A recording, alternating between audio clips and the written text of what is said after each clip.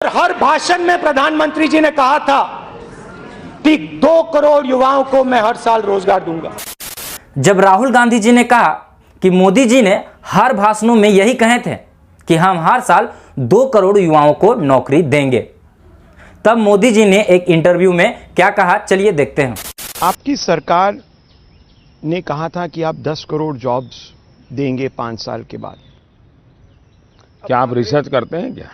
आंकड़े आए हैं। मैं चाहूंगा कि रिसर्च कीजिए, कब कहाँ लिखा हुआ है वो भी जरा एक बार चेक कर लीजिए। मोदी जी ने स्पष्ट शब्दों में कहा कि हमने ऐसा कब कहा, अर्थात उनकी मंशा कभी युवाओं को रोजगार देने की थी ही नहीं, और जब उसने कहा ही नहीं तो वो रोजगार क्यों देंगे। पर आगे देखिए कि मोदी जी ने जुमलेबाजी में हम युवाओं को क्या क्या सपने दिखा गए। नमस्कार, मैं हूं सुजीत कुमार वर्मा और मेरे इस चैनल में आप सभी का एक बार फिर से स्वागत है।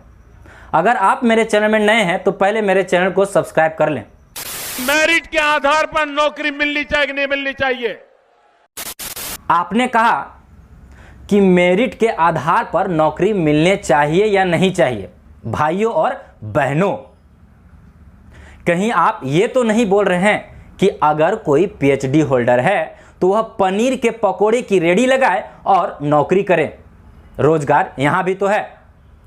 अगर कोई बीटेक या एमटेक किए हुए हैं तो वह प्याज के पकोड़े की रेडी लगाएं और वह नौकरी करें, और अगर कोई सिंपल ग्रेजुएशन किया हुआ है तो वह आलू के पकोड़े की रेडी लगाएं और नौकरी करें। मेरिट के आधार की बात कर रहे थे मोदी जी, तो हम मोदी जी आपसे और 125 करोड़ देशवासियों से एक सवाल पूछना चाहते हैं कि अगर हम युवा मेरिट के आधार पर जब ये सब काम कर सकते हैं तो क्या जो हमारे भारत देश को चला रहे हैं उन मंत्रियों के लिए भी एग्जाम होने चाहिए थे या नहीं होने चाहिए थे? भाइयों और बहनों, आपकी ताकत के हिसाब से आपको काम मिलना चाहिए नहीं मिलना चाहिए? अब हमारे मोदी जी ताकत के आधार पर भी नौकरी देंगे, यानी जो पढ़े लिखे हैं और जिनका शरीर थोड़ा अच्छा है वह लेबर वाला नौकरी करे और घर 300 रुपया लेके जाए। अगर आप होनहार हैं तो आपके नौकरी का आपको हक है कि नहीं है? होनहार तो भारत देश में बहुत से लोग हैं, पर मोदी जी आपने तो रोजगार की बात से साफ इनकार कर दिया। पार्लियामेंट में हिसाब दिया है, पार्लियामेंट में गिन गिन करके हिसाब दिया है कि रोजगार कैसे बढ़ा है।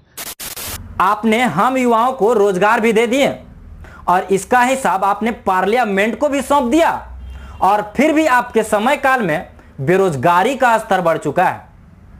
आपके समय काल में बेरोजगारी का स्तर 2.4 से लेकर 10.3 हो गया है, अर्थात जो नौकरी कर भी रहे थे वो भी अभी बेघर हैं, बेरोजगार हैं। और अब कांग्रेस के लोग भी सत्ता में आने के लिए हम सब युवाओं से जुमलेबाजी शुरू कर दिए हैं। हम युवाओं को झांसा देना प्रारंभ कर दिए हैं। कह रहे हैं कि अगर कांग्रेस की सरकार बनी तो हम हर घर में एक युवा को नौकरी देंगे।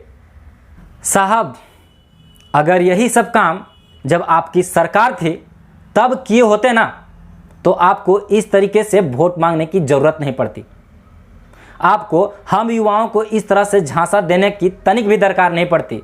हम युवा खुद अपने मन से आपको वोट डाल के आते हैं। आपने जो 70 साल में नहीं किया वह सिर्फ सत्ता में आने के लिए हम युवाओं को और कितना बेवकूफ बनाएंगे। हमें अब किसी सरकार पे भरोसा नहीं रहा। जय हिंद, जय भारत।